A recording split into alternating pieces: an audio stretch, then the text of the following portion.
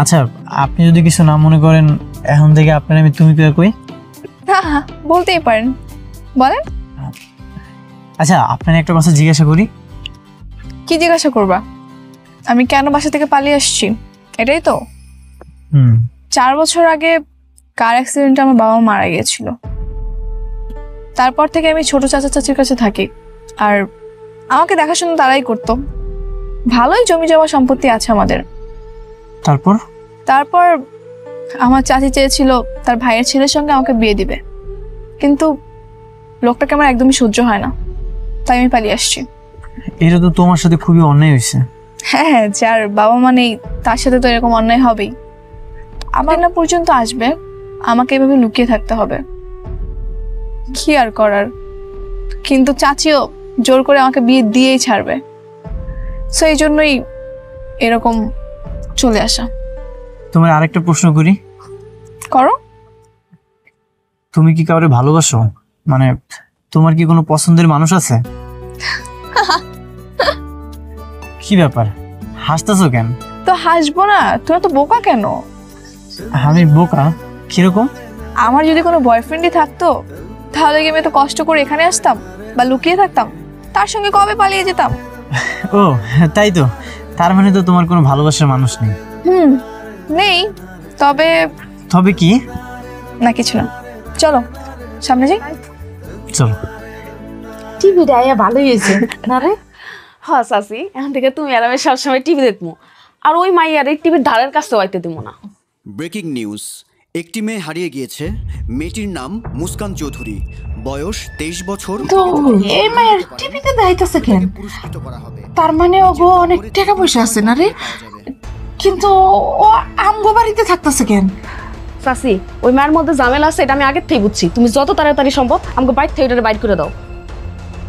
আচ্ছা আগে বাড়িতে তো আসুক, পরে দেখা যাবো না কি করি। আর যা কর আমি কমু, তোর কিছু কোয়া লাগবো না।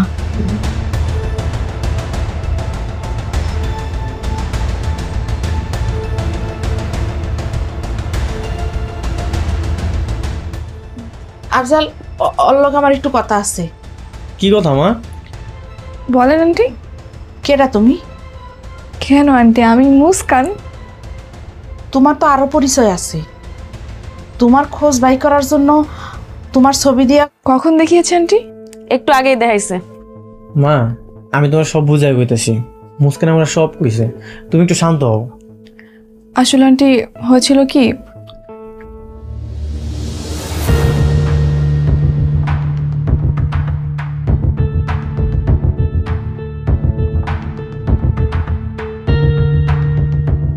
আন্টি আমাকে কিছুদিন একটু আশ্রয় দিন আপনার বাসায়। উকিল আঙ্কেল চলে আসলেই না আমি একটু শক্তি পাবো, ওদের বিরুদ্ধে মামলা করতে পারবো, তখন আমি চলে যাব, সমস্যা নেই। তার আগে প্লিজ আমাকে একটু থাকতে দিন, আমার যাওয়ার আর কোনো জায়গা নেই আন্টি।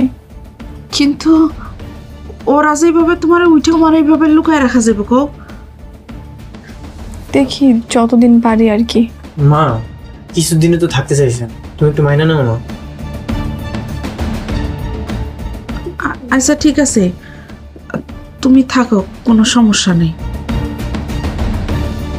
তোমরা যে এবার হাত মুখটা ধুয়ে আসো, আমি খাওয়ান বেড়া দিতেছি। আচ্ছা আসেন, এই যে এই দেখারি আফজাল, ওই আফজাল, আফজাল।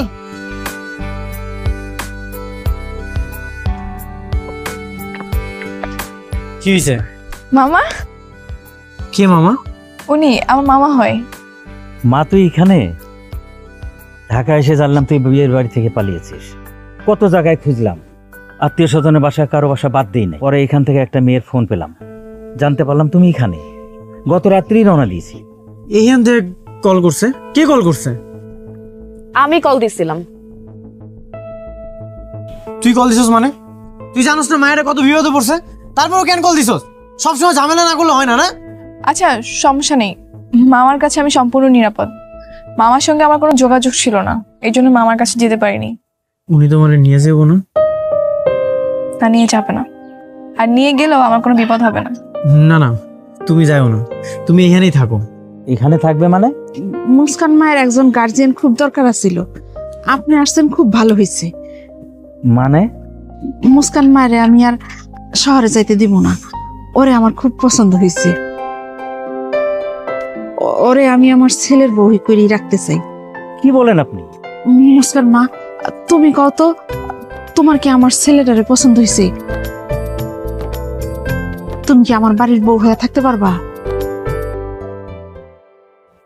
হ্যাঁ পারবো। আমার ভাগ্নি যখন রাজি আর এখানেই থাকতে চায়, আমার কোনো আপত্তি নাই।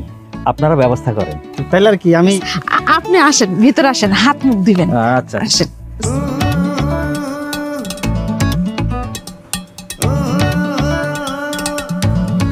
তুমি সত্যি সত্যি আমার বিয়ে করবা? তোকে মিথ্যা মিথ্যা করবো নাকি? তোমার এত সহজে পেয়ে যাবো আমি এটা কখনোই ভাবিনি। জীবন মাঝে মাঝে আমাদের ভাবনার চেয়েও অনেক সুন্দর কিছু উপহার দেয়।